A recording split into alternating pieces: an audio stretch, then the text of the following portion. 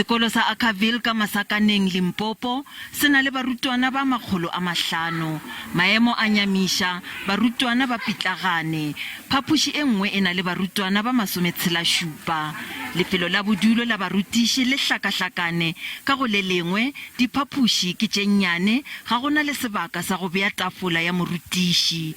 Bona ba abelana tafola ya motswa o swere. Batswadi ba re kgoro ya Thuto e hlokomologile kgopelo ya bona ya gore ba agelwe sekolo sa maleba. A re swara ga botse bana ba rena ba tsenela sekolo ka Sekhukhune. E re kgopela mmušo o ka re thuša wa re tlišetša di-container. Re le batswadi re lla ka kudu re kgopela moago go mmušo and then re kgopela gore gape ba re okeletše ka grade 10, 11, 12. The school has been added to the district priority list for infrastructure projects.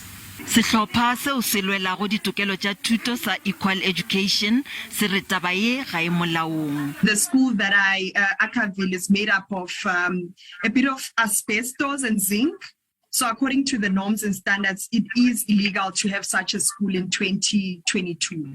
A ke masetla pelo fela, sekolo se agilwe ka masenke gape go sa šomišwa le dintlwana tša boithomelo tša molete.